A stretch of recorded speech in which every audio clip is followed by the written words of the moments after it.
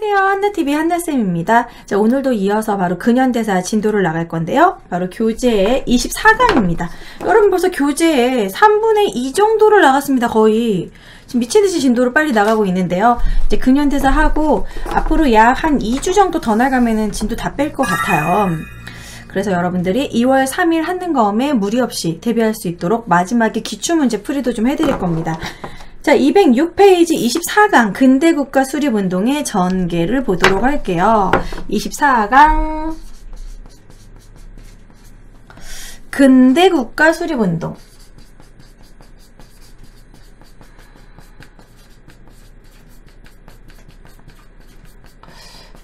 되게 거창하게 이름을 붙였지만 근대국가 수립운동의 전개 뭐 배울 거냐면 오늘 동학농민운동, 가보개혁, 그리고 을미사변, 아간파천, 광무개혁 이렇게 쭉 배울 겁니다.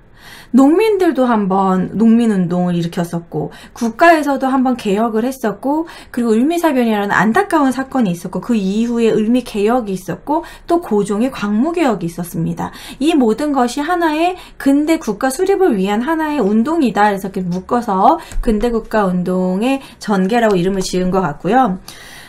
근현대사는 항상 흐름이 중요하다고 했잖아요. 그래서 저는 필기를 되게 중요시해요. 여러분들이 그 필기만 봐서 한 번에 맥락을 딱 집을 수 있도록 최대한 제가 국리에서 열심히 필기를 짰어요. 제가 예전에 이제 고등부 강의했을 때 있었던 필기 기본 틀에다가 좀 더 추가를 해서 한 번에 여러분들이 흐름을 파악할 수 있도록 필기를 해드릴 겁니다. 그래서 여러분들이 웬만하면 근현대사 부분은 개인적으로 서브노트를 하나 준비해서 이 서브노트를 이렇게 가로로 놓고서 이렇게 여러분들이 제가 한 필기처럼 필기를 직접 해보시고 좀 흐름을 암기하려고 좀 노력을 하셔야 될 것 같아요. 근현대사는 한 해 동안에도 많은 사건이 있었고 1년, 2년 단위로 쭈루루룩 사건이 있기 때문에 조금 어느 정도 암기하지 않으면 헷갈립니다. 그 연표 문제가 나올 경우 헷갈릴 수 있기 때문에 자, 흐름 파악하는 데는 직접 필기하시는 게 제일 좋을 거예요. 자, 흐름을 쫙 오늘 배울 내용은 1894년, 1895년, 6년, 1897년, 약 3년 정도 3년 정도 일어나는 일들이 되게 많아요. 그래서 그거를 좀 정리를 해보려고 합니다. 먼저 오늘 배울 내용이 바로 동학농민운동이죠.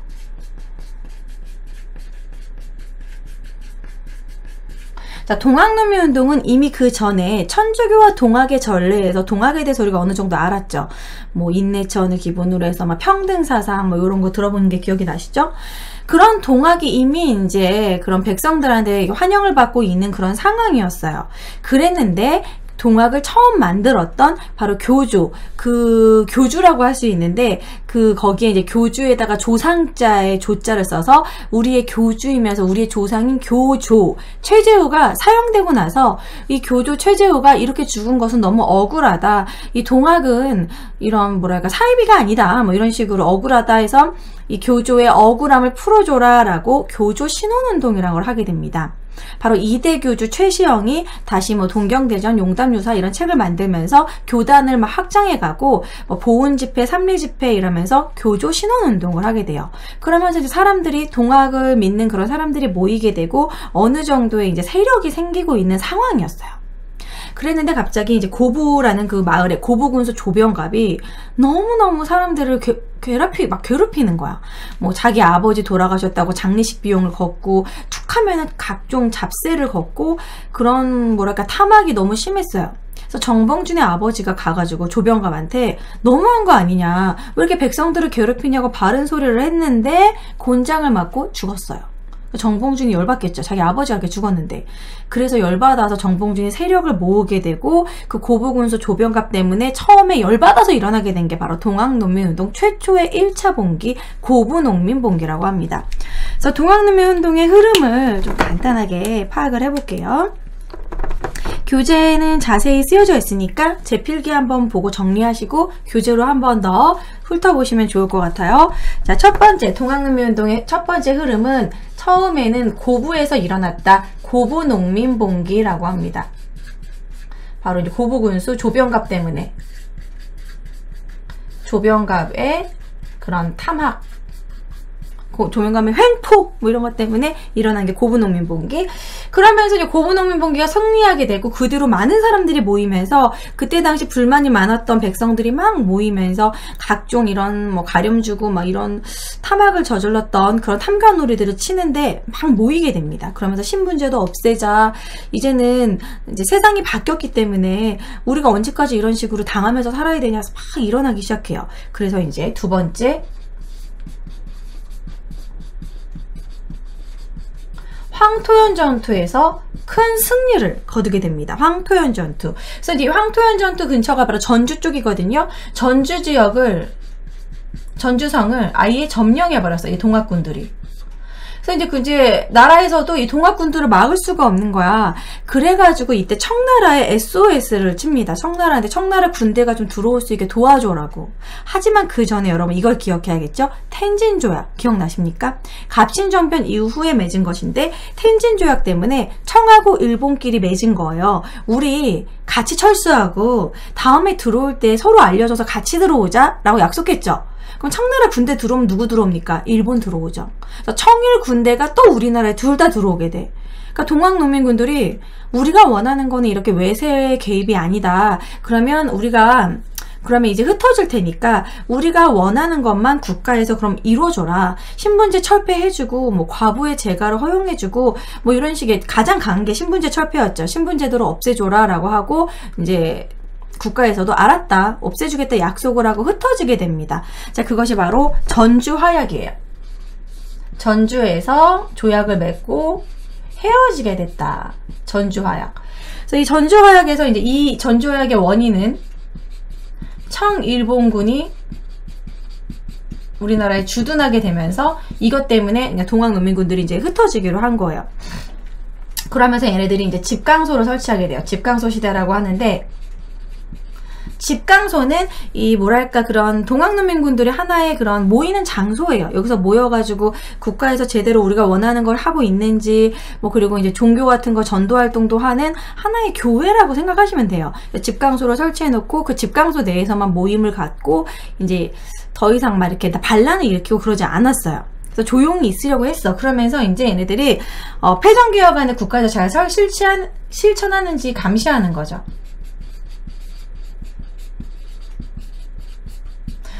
패전개혁안을 설치가 아니지. 패전개혁안을 과연 실천할 수 있는지, 사람들이 실천하는지, 국가에서 실천하는지 감시하는 거죠. 그리고 얘네들도 스스로 그것을 실천하기 위해서 노력하고 있었고, 이 패전개혁안이 여기 안에 신분제도 폐지가 있고 동학농민군들이 바랬던 것들이에요. 이렇게 해줘라 라고 주장했던 게 패전개혁안입니다. 그런데 이제 문제는 일본이 가지를 않고, 원래 청나라 군대는 이렇게 딱 이제 다시 돌아갔는데 일본군은 돌아가지 않았어. 돌아가지 않고 경복궁을 점령해버린 거야. 두 번째가 바로 일본군이 돌아가지 않고 일본군이 경복궁을, 우리나라 궁궐을 점령해버린 거야. 얘네들이 무단으로. 이것 때문에 반외세적으로 다시 두 번째 일어난 게 바로 2차 봉기라고 합니다. 1차 봉기는 고분농민 봉기. 정말 그냥 이런 조병갑 때문에 정말 열받아서 그런 신분제를 없애줘라, 이런 가렴주구 때문에 일어났다면, 이게 반봉건적으로 일어났다면 이제 두 번째 2차 봉기는 반외세적으로 일어났다고 할 수 있겠죠. 그래서 이것이 이제 2차 봉기. 일본군 때문에 2차 봉기를 하게 되고 우금치 전투에서 대패하게 됩니다. 패배하게 되고 바로 그 정봉준, 녹두장군 정봉준이 압송해 가죠. 체포해 가죠. 이 우금치 전투는 일본군도 같이 싸웠기 때문에 우리가 일본군의 그 전술에 어떻게 이길 수가 없었어요. 이때 동학농민군들은 진짜 삽, 창 이런 걸로 싸웠고 정말 그런 농기구 같은 걸로 싸웠어요. 진짜 무기가 제대로 별로 없었고 일본 군대들은 막 엄청난 우수한 총으로 싸웠기 때문에 엄청 밀릴 수밖에 없었죠. 이 동학농민군들에 대해서 막 자세히 공부하면 좀 많이 안타깝죠. 정말 잔인하게 죽임을 당했거든요. 이게 무슨 밀집 같은 그런 모자가 있어요.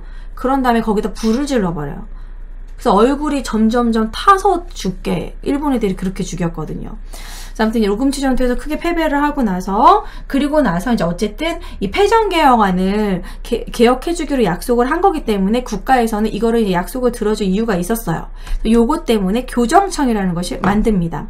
하지만 교정청을 국가에서 만들지만 일본이 그 개혁을 지네들이 주도하고 싶은 거야. 그래서 교정청에서 이제 명칭을 다시 바꿔서 일본이 주도해서 군국기무처에서 가보개혁을 실시하게 되죠.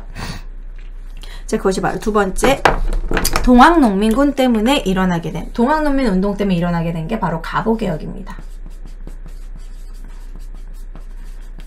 그래서 동학농민운동의 결과라고 한다면, 동학농민운동 때문에 청하고 일본이 우리나라에 들어와서 부딪히게 돼서 청일전쟁이 일어나게 됐고, 두 번째는 동학농민군들이 주장했던 이 패전개혁안 때문에 신분제가 철폐되는 가보개혁이 실시하게 됩니다. 두 개. 가보개혁, 청일전쟁과 가보개혁을 실시하게 됩니다. 그래서 여기 중요해요. 동학농민운동의 결과, 청일전쟁, 가보개혁.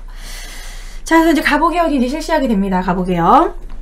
그래서 가보개혁은 처음에 이제 교정청을 만들었다가 임시로 만든 거예요. 여기서 이제 명칭이 군국기무처로 바뀝니다. 이 부분을 많이 학생들이 헷갈려하고 교정청은 뭐고 군국기무처는 뭐예요? 이러는데, 교정청은 이 패전개혁안을 뭔가 개혁하기 위해서 요것 때문에 임시적으로 만들었다가 일본 주도로 하면서 이름을 군국기무처로 바꾼 거예요. 그래서 군국기무처에서 이제 요 김홍집 내각을 만들죠. 대표적인 친일 아닙니까? 김홍집을 뭐랄까 일본의 꼭두각시로 세워놓고 일본이 주도한 거야. 군국기무처에서 이제 가보개혁을.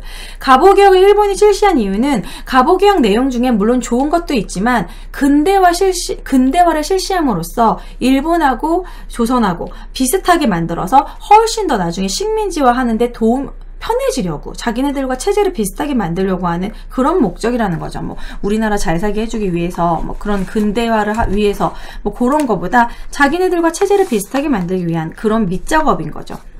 자, 그래서 이제 1차 가보개혁도 1차, 2차가 있어요. 이건 이따 교재에 한 번 더 살펴보긴 할 건데, 자, 1차 가보개혁 때는 세 가지를 주장합니다. 큰 거 세 개만 말씀을 드릴게요.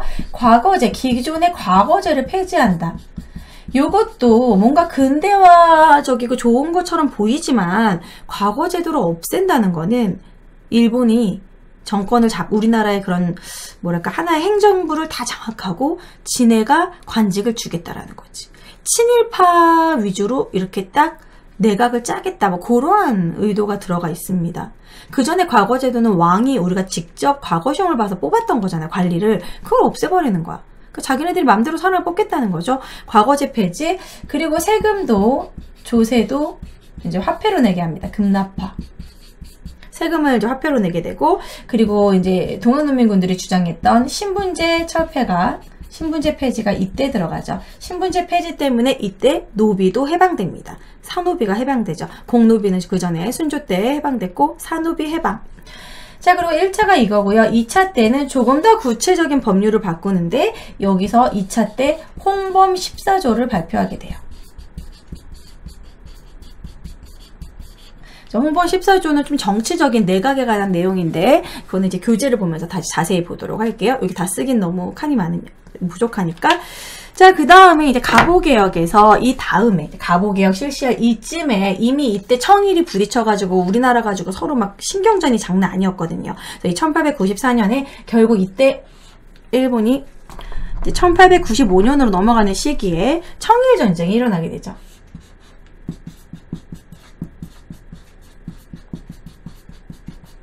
그래서 청일전쟁이 일어나는데 누가 승리했습니까? 일본이 승리했습니다. 그래서 일본이 승리해서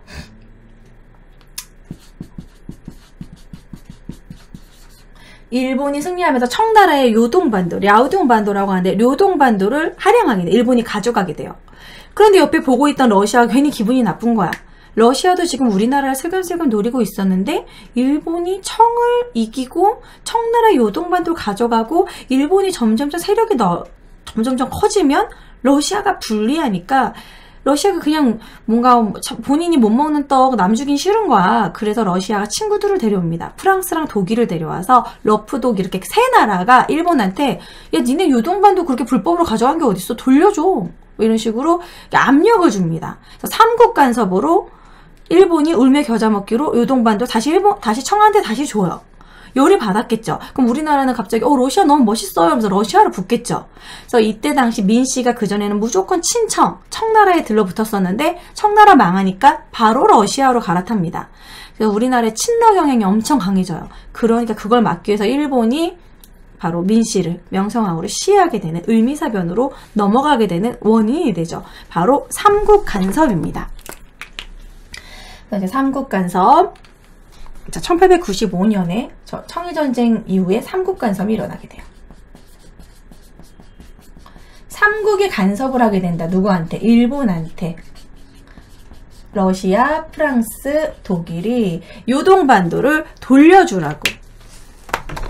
그래서 러프독 삼국의 간섭 때문에 일본이 요동반도를 왜 돈이라고 썼어? 요동반도를 청에게 돌려주게 됩니다. 요동반도를 돌려줘. 청에게 돌려준다는 건 뭐 아는 내용이죠? 자, 이것이 삼국간섭이에요. 이러니까 일본은 지금 막 러시아한테 완전 열이 받아있는 상황이었어. 그런 와중에 바로 우리나라의 이제 우리나라의 무슨 친러 정책, 뭐든지 러시아한테 붙어야 된다. 그래서 우리나라의 친러 정책이 심해지니까 이것의 대표적인 인물이었던 민씨를 제거할 수밖에 없었죠. 일본은 제거해야겠다, 안 되겠다. 민씨가 대표적으로 친러 경향이 너무 강하니까 죽여야겠다. 그래서 일본 입장에서 이제 여우사냥이라고 해가지고 명성황후를 시해하게 되는 바로 을미사변이 벌어집니다. 한나라의 국모를 정말 잔인하게 시체를 막 토막내서 태워버렸다고 그러죠. 그래서 그렇게 죽인 것 자체가 우리나라에서는 진짜 천인공노할 정말 열받을 사건이죠. 그래서 명성황후를 시해한 사건.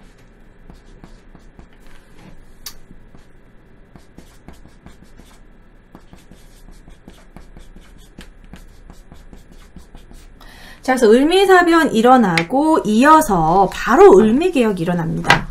지금 칸이 좀 모자랄 것 같아서 을미개혁은 밑에다가 바로 이어서 쓸게요. 을미사변 일어나고 바로 을미개혁. 그러니까 일본이 명성황후 딱 죽이고 나서는 얘네들이 아예 정권을 잡아버린 거야. 아예 개혁도 본인들이 실시하게 돼. 본인들 편리하게. 그래서 을미개혁의 내용은 뭐냐면 머리를 자르게 합니다. 바로 단발령이죠. 노란색으로 써볼까요? 자, 을미개혁의 내용은 양력 사용. 그 전에 우리나라는 음력을 썼잖아요. 양력을 사용하게 하는 거야. 지네들이 양력을 쓰니까 뭔가 문서, 공문서 같은 거 날짜하고 이런 게 불편한 거야. 우리나라 음력을 쓰니까. 그래서 양력을 무조건 사용하게 하고, 그리고 우리나라 상투 틀고 하니까 위생적이지가 않다. 상투를 틀고 사람들이 머리가 길고 머리를 잘 안 감고 이러면은 이가 생겨요. 머리에 이가. 이는 되게 쉽게 옮습니다. 우리나라 오니까 막 이가 옮고 지네들이 봤을 때 비위생적으로 느껴지는 거야. 머리 잘라라. 근데 우리나라는 그때 당시 뭐 신체부모, 뭐 신체발부, 수지부모 이래가지고 부모님한테 받은 거 절대 깎을 수 없다. 뭐 머리 깎을 수 없다 그래가지고 차라리 내 목을 잘라라. 유생들이 막 그렇게 막 난리가 나요. 단발령의 사진을 한번 보여드릴게요. 이때 막 얼마나 사람들이 억울해하면서 머리를 잘렸는지 막 상투를 막 이렇게 자르고 단발령이 일어납니다. 그래서 그거에 또 엄청나게 유생들이 반발을 하게 되죠. 그래서 태양력 사용, 단발령 시행. 그래서 요 두 개 때문에 을미사변이라는 사건과 이 단발령 때문에 요거 때문에 일어나게 된 게 바로 을미의병이죠. 요거에 반발해가지고 유생들 중심으로 일본을 가만히 내비둘 수가 없다. 어떻게 막 우리 머리를 자르게 하고 어떻게 한나라의 국모를 이렇게 죽일 수가 있냐. 그래서 일본 때려 죽여야 된다. 이런 식으로 막 의병 일어난 게 을미의병이에요. 다 모두 1895년에 을미년에 일어난 일이기 때문에 을미사변, 을미개혁, 을미의병 같은 해에 일어났기 때문에 을미 붙는 겁니다. 자, 그리고 나서 이제 을미사변 이후에 고종이 이제 돌아오게 됩니다. 바로 아관파천이죠. 고종이 돌아왔어. 근데 고종이 경운궁으로 돌아오기 싫은 거야. 그러니까 경운궁이 돌아오기 싫은 게 아니라 경복궁으로 다시 돌아오기 싫은 거야. 왜냐면 거기서 이제 명성황후가 죽었기 때문에. 그래서 이제 고종이 뭔가 불안하잖아. 자기도 죽음을 당할까봐 불안하잖아. 뭔가 자기를 좀 보호해줄 사람이 필요했던 거예요. 그래서 러시아 공사관으로 처소를 옮깁니다. 근데 이게 어떻게 보면은 그때 어쩔 수 없는 고종의 선택이라고 할 수도 있지만 러시아가 우리나라에서 막 각종 이권을 침탈할 수 있는 또 기회가 되기도 했죠. 다른 나라의 공사관에 가 있는 것 자체가 이제 러시아가 막 힘이 세지는 또 그러한 결과를 가져오게 되는데 어쨌든 고종이 러시아 공사관으로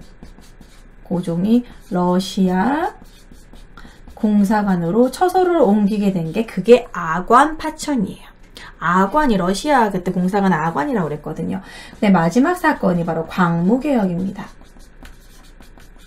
자, 광무개혁은 이제 고종이 이제 러시아 공사관에서 다시 경운궁으로 오게 돼요. 경복궁으로 오지 않습니다. 창덕궁 쪽으로 오지 않고 그냥 덕수궁으로 처소를 옮겨요. 아예 그쪽으로 가고 싶지 않은 거야. 이제 명성황후가 이제 죽임을 당한 곳이기 때문에 그냥 경운궁, 지금의 덕수궁 같은 곳이에요. 거기로 이제 옮기면서 그래도 뭔가 좀 왕권을 강화하고 군사력도 좀 강화하고 이제 나라를 조선이란 국호에서 이제 대한제국으로 그래서 대한제국을 만들면서 이제 다시 이제 자기는 황제다 이러면서 황제 즉위식도 하고 뭔가 새롭게 시작하겠다라는 마음으로 광무개혁을 실시합니다. 그래서 광무개혁은 이제 대한제국을 수립하고 근데 좀 급진적인 개혁은 아니에요. 그 전에 동도석이랑 좀 비슷한 옛것을 가지고 서서히 점진적으로 개혁하겠다라는 약간 구본심찬적인 개혁이에요. 좀 보수적인 개혁입니다. 그래서 크게 성공하지 못했죠. 일본이 가만두지는 않았겠지. 광무개혁은 대한제국을 수립하고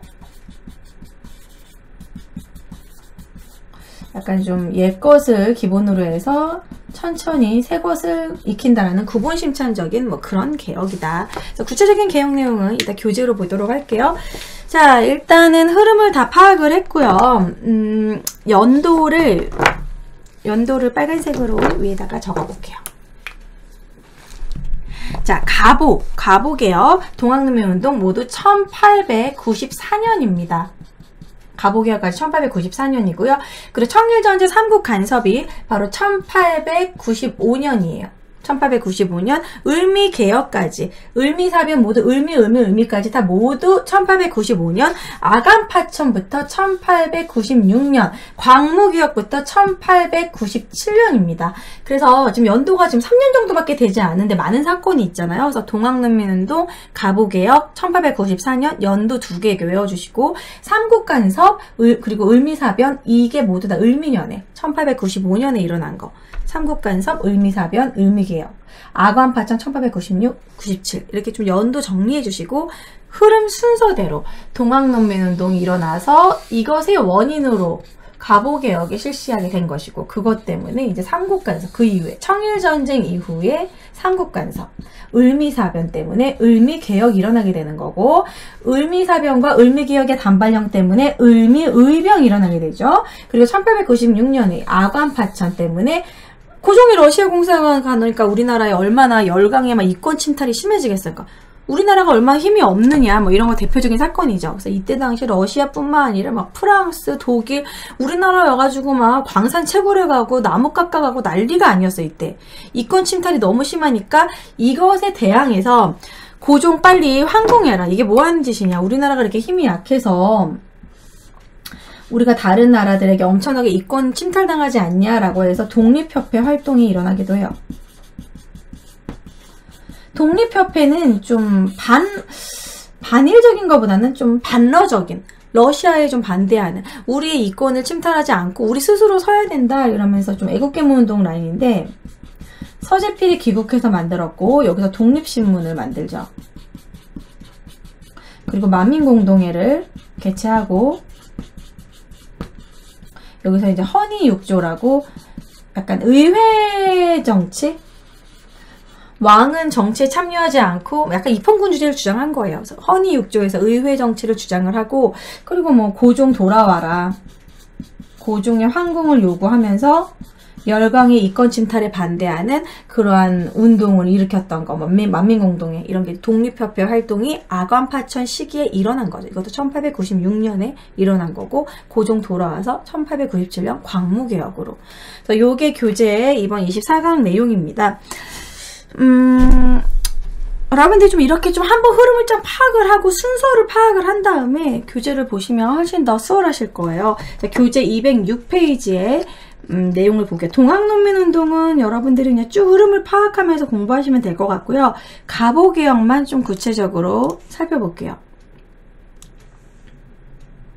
자, 가보개혁이 1차 개혁과 2차 개혁이 있습니다. 보시면 1차 개혁은 처음에 이제 경복궁을 점령하고 시내가 맘대로 이제 막 궁극기무처를 만든 다음에 이제 정치적으로는요, 왕실사무와 이제 국내부와 의정부를 분리한다. 그러니까 이거 자체가 왕권을 약화시키려는 거예요. 그러니까 왕이 그 전에 의정부한테 뭘 시키고 뭔가 정치에 개입하는 걸 점점 이렇게 밀어내는 거죠. 그러니까 이제 고종의 힘을 약화시키려고 하는 그런 의도다. 그 다음에 이제 6조를 8안문으로 뭐 근대적으로 개편했다. 과거제 폐지, 요런 거 좀 동그라미 해주세요. 과거제 폐지. 그 밑에 경제 부분에서는 조세 급납화, 뭐 도량형 통일, 뭐 이런 거는 뭐 근대적으로 다 바꾼 거고, 그 다음에 뭐 본이지 합해제도 실시. 이것도 다 본인들이 필요해서 그런 거. 자, 사회에서는 여기 사회 부분에 별표해 주시고, 신분제 철폐, 바로 동학농민운동 때 주장했던 거. 조혼금지, 꼬마 신랑 있죠? 어릴 때 결혼하는 거 금지. 그 다음에 연좌제 폐지, 과부의 재가 허용. 이런 뭐 좋은 것도 여기에 해당이 됩니다. 가보개혁에. 자, 2차 개혁. 2차 개혁에서는 청일전쟁에서 승리를 하면서 본격적으로 내정 간섭을 하려고 두 번째 개혁을 하는 거예요. 그래서 이때는 김홍집과 박영효 연립내각인데, 박영효도 대표적인 또 친일이죠. 태극기를 만들었지만 친일파죠.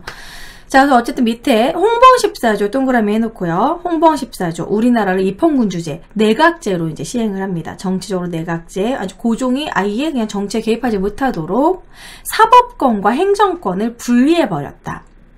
오히려 사법권을 일본이 자기 아래에 둠으로써 본인들이 재판에 개입하는 거예요. 뭐 훈련대를 설치한다든지. 여기서 중요한 건 이제 내각제를 시행하는 부분이에요. 우리나라를 입헌군주제식으로 점점 바꾸려고 하는 거죠.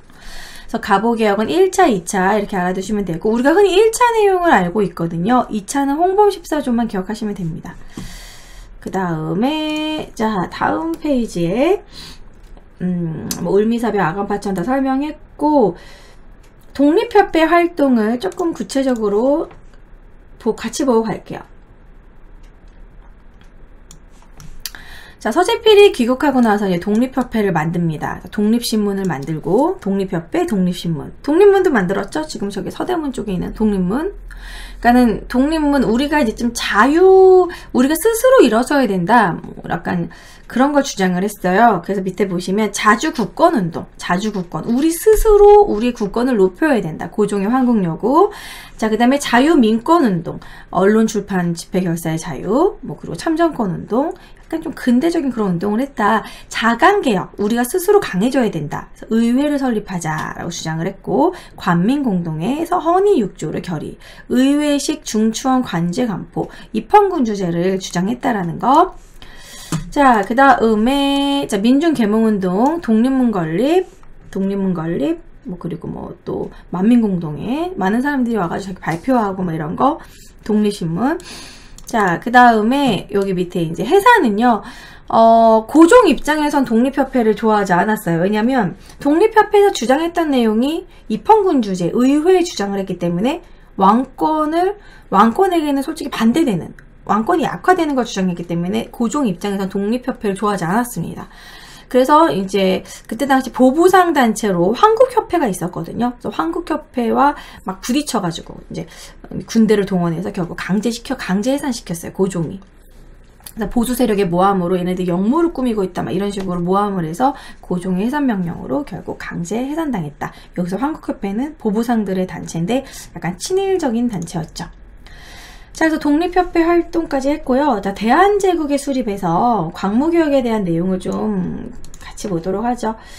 자, 고종이 이제 경운궁으로 돌아오고 나서는 뭔가 좀 개혁을 실시해야겠다 이렇게 하지만 실질적인 개혁은 별로 크게는 없지만 어쨌든 경운궁으로 환궁하면서 국호를 바꿉니다. 조선에서 대한제국, 한국.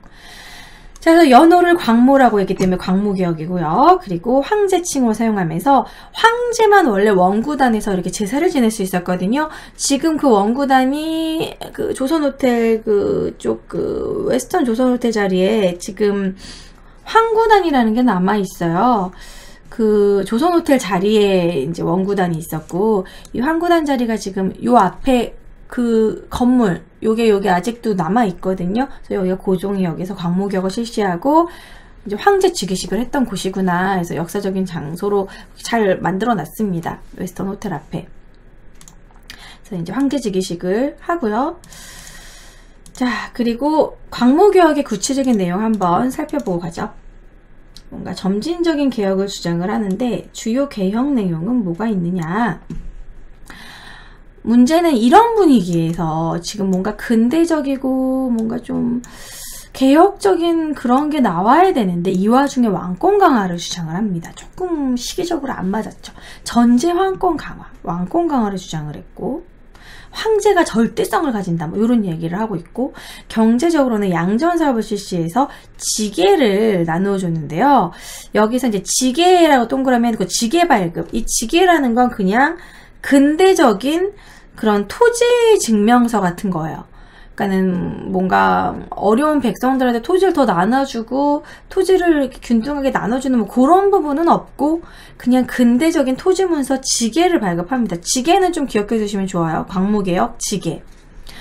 그리고 밑에 뭐 각종 근대적 기업을 설립을 하고, 자, 군사는 원수부, 그냥 군사기관이에요. 원수부를 설치해서 그 원수부로 황제가 군대를 통솔하게. 왜냐면 이제 을미사변을 보니까 뭔가 좀 고종을 호위해 줄 수 있는 군사력이 필요하다고 느낀 거죠. 그래서 원수부를 설치해서 군대 통솔. 그리고 교육은 기술과 실업교육을 강조하고 유학생을 파견한다든지 이런 교육 쪽을 좀 강조를 했습니다. 하지만 좀 완전히 근대적인 개혁이 좀 부족했고, 그리고 그때 개혁을 실시할 수 있는 고종의 세력이 그렇게 되지 않았어요. 이때 당시 일본이 거의 우리나라에 거의 막 엄청나게 침투하고 있는 상황이었기 때문에 개혁은 했지만 제대로 성과가 없었죠. 그래서 이제 일본과 주변 열강의 러시아 간섭으로 성과를 거두지 못했고, 좀 집권층이 이거를 같이 개혁했던 집권층이 너무 보수적이었던, 당시 흐름에 좀 맞지 않았던 개혁이었다라고 볼 수 있겠죠. 자, 207쪽까지 진도 다 나갔고요. 그러면 한번 문제를 208쪽에 있는 문제를 풀어보도록 하겠습니다. 동학농민운동 어떤 식으로 문제 나오는지. 별로 어렵지 않아요. 근현대사는. 가시기에 전개된 동학농민군들의 활동으로 옳지 않은 것은, 자, 고보농민봉기 그 다음을 얘기합니다. 고보농민봉기 그 다음 여기에 다 써놨죠. 황토현 전투, 전주화약, 집강소 설치, 우금치 전투 이런 것들이 들어가겠죠. 그리고 나서 결국에는 우금치 전투 패배로 정봉준이 압송된다고 했어요. 자, 전주에서 화약을 맺었다. 맞죠? 우금치 전투 맞죠? 황토현 전투 맞고, 집강소 설치 맞고, 삼리에서 교조신원운동, 요거는 고보농민봉기 일어나기 그 전에 일어났던 겁니다. 그 전 이야기니까 가에 해당하지 않아요. 그래서 정답은 5번이 되겠죠. 자, 그 다음에 18번 문제 풀어볼게요. 이렇게 근현대사 부분은 이런 연표 문제가 나옵니다. 그래서 여러분들이 이런 연표 문제를 풀기 위해서는 제가 뒤에 필기한 것처럼 이렇게 쭉 순서대로 좀 공부하실 필요가 있어요. 홍범 14조가 나왔죠. 청에 의존하지 않는다. 납세는 법으로 정한다. 조세징수는 탁지함을 해서 관리하는다. 문벌을 가리지 않고 인재를 등용한다. 과거제 폐지 내용. 홍범 14조가 바로 갑오개혁의 내용입니다. 갑오개혁 2차. 그럼 갑오개혁이 어디에 해당할까요? 자, 지금 우리가 갑오개혁 언제 했었죠? 아관파천 그 전이죠. 반공영 사건 되게 크게 봤어요. 이거를 크게 나눠놨네요. 정답은 다가 되겠죠. 가나다, 반공영 사건, 아관파천 바로 그 전, 바로 1895년이니까 여기에 들어가겠죠. 1894년, 갑오개혁 1894년. 그죠? 을미가 5로 끝나는 1895죠. 그래서 갑오개혁 1894년 다에 해당하겠죠. 정답은 3번. 자, 다음 문제, 다음 장에 문제 풀어보도록 하죠. 210쪽. 자, 210쪽에서 21번 한번 풀어볼까요?